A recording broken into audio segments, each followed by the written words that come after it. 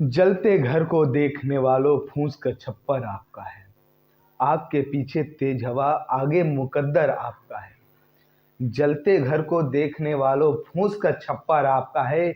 आग के पीछे तेज हवा, आगे मुकद्दर आपका है। उसकी कत्ल पे मैं चुप था, उसकी कत्ल पे मैं चुप था। अब मेरी बारी आई है, मेरी कत्ल पे तुम चुप हो। अगला नंबर आपका है। तो नमस्कार, सत श्री अकाल, आदाब। हम बानी अंकुश आजाद और हम लोग देख शुरू कर दिलवानी एक बार फिर से न्यूज तक सिनेमा। और भैया भोजपुरी में एक बार फिर से लंका लागी लागी लागी, कारण कि अंकुश इज कम बैक।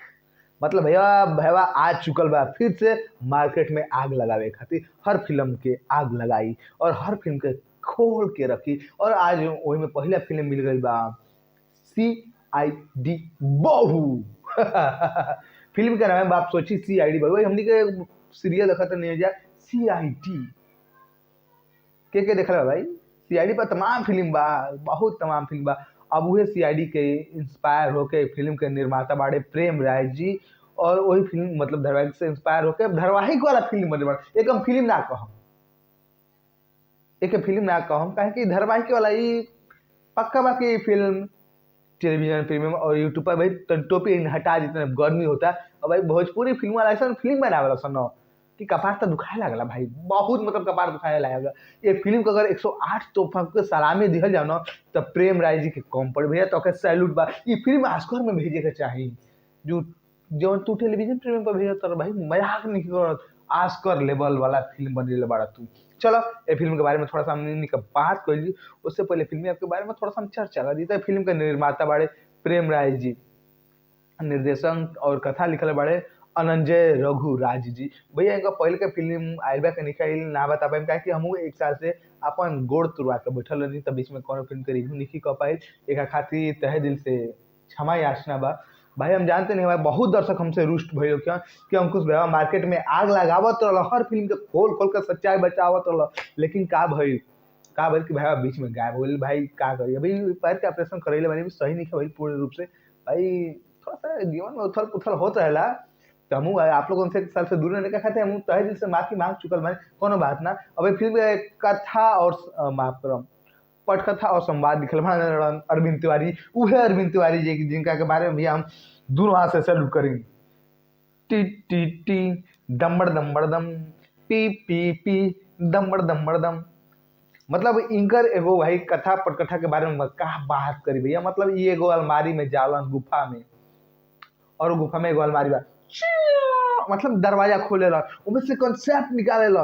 और हर फिल्म में उहे कहानी, सेम कहानी, सेम कहानी, सेम सिचुएशन लिख के लेके आवेला। अब पता ना कैसे इनका के निर्देशक निर्माता मिल जाला सन कि भैया हर कथा पटकथा में इनका सिलेक्शन हो जाला। संगीत दिल बड़ा। अब देखिए संगीत पर बात की भैया, संगीत पर 2 आदमी का नाम आवता और भोजपुरी का ब्लॉकबस्टर म्यूजिक डायरेक्टर लोग, दोनों आदमी बड़का बड़का ब्लॉकबस्टर, एक से एक बड़ा लोग, ओम झा और साजन मिश्र। भाई भोजपुरी में लोग के नाम एगो छोट लड़के से पूछवा लूँ तो बता दे, लेकिन लोग कहा भैया फिल्म में ना सैल्यूट पा विकलांग कोटा से, सैल्यूट पा भैया विकलांग कोटा से। भैया खैर विकलांग कोटा बटला हुआ नहीं, बुरा मत मनिया लो। और गीत लिखल बाड़े धर्म हिंदुस्तानी जी, दुर्गेश भट्ट जी, छायांकन करे बाड़े वेंकटेश महेश जी। और डांस कोरियोग्राफी के बारे में बात कर जाओ तो MK जॉय जी डांस कोरियोग्राफी करे बाड़े। और आर्ट डायरेक्टर बाड़े नजीर शेख जी, जी हमारा काफ़ी अच्छा मित्र भी हुआ। और संकलन के लिए बाड़े गुरजीत सिंह जी। चलिए ये फिल्म में आपके नज़र आ सकेली अम्रपाली दुबे, श्वेता वर्मा, मतलब आ सकेली ना, मतलब ये फिल्म में नज़र आ रहा बड़ी लोग। अम्रपाली दुबे भैया, अम्रपाली दुबे थोड़ा सा हम कहम कि बहन जी आप फिजिकल फिटनेस पर ज़्यादा ध्यान दें। अभी एक्टिंग के तो हम बात ना करो, अभी थोड़ा सा फिजिकल फिटनेस पर ज़्यादा ध्यान दी। अगर मेन करेक्टर कर रहे हैं तो न, तो अगर हमारा एंगल से आप देखें तो अब मेन करेक्टर ना करके बड़की भौजी के करेक्टर करम तो आप में बहुत बेहतरीन लगी। बाकी अभी तो ये सोचे कि हम कुंवार बानी तो तनी ताक दे तू हमारी ओरिया मर जईती, हाँ हाँ मर जईती, बिना गंगा में नहले हम तर जई। अब ये इनकर सिचुएशन ये चला कि चल अभी हम कुंवार बानी तो फिजिकल फिटनेस पर ध्यान देवे के कोनो जरूरत बा। चलिए श्वेता वर्मा, रंभा साहनी, अयाज खान, विद्या सिंह, राज सिंह राजपूत, पूजा ठाकुर, शाहिद सिद्दीकी जैसन स्टार कास्ट भैया नजर आ रहा बाड़े ए फिल्म में। अब फिल्म पर कहानी पर थोड़ा सा नजर डाली तो फिल्म में कहानी ये बा कि दूगो जेठानी बाड़ी लोग मतलब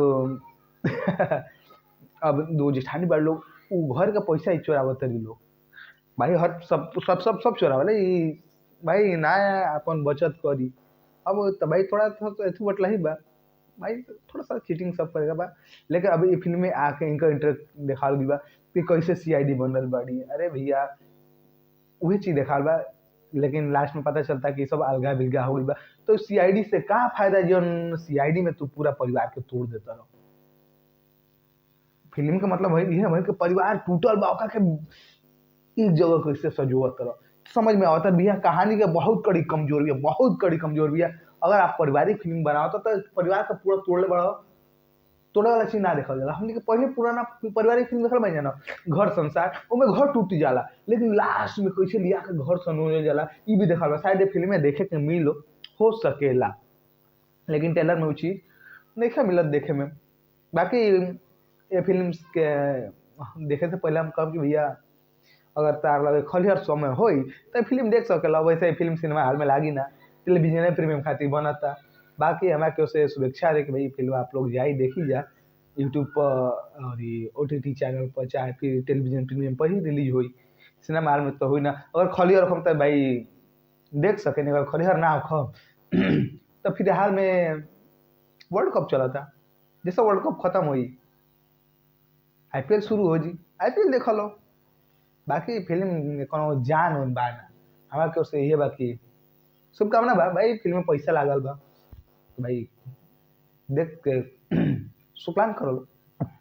बाकी ये फिल्म के बारे में ज़्यादा कुछ ना बोलो, अगर ज़्यादा कुछ बोला हम तो फिर कहन कि भैया कि भाई एंट्री भइल ना तब तक छक्का मारे लगे। चलिए फिर छक्का मारब चौका मारब। हाँ भाई एगो और खुशखबरी बा, भावा के लिखल गाना बहुत जल्दी अगला दिन काल आप लोगों के सुने के मिल जाए एआर प्रोडक्शन पे। बहुत तगड़ा होली के गाना बा। अगर आप लोग भी अपना खातिर गाना लिखल चाहते तो भाई से कांटेक्ट कर सके, हम अपन नीचे नंबर दे चुकल बानी। बाकी लव यू, हर हर महादेव, नमस्कार, आदाब, सत श्री अकाल, जय भोजपुरी समाज। और वहाँ लोग देखत रहिए तो न्यूज सेक्शन में भाई। हाँ जाए से पहले ये कम के चैनल को सब्सक्राइब कर दे बोलो तो अगला वीडियो कौन फिल्म का वाट लगा होता नहीं बखूबे मिल जाए। बाकी नमस्कार।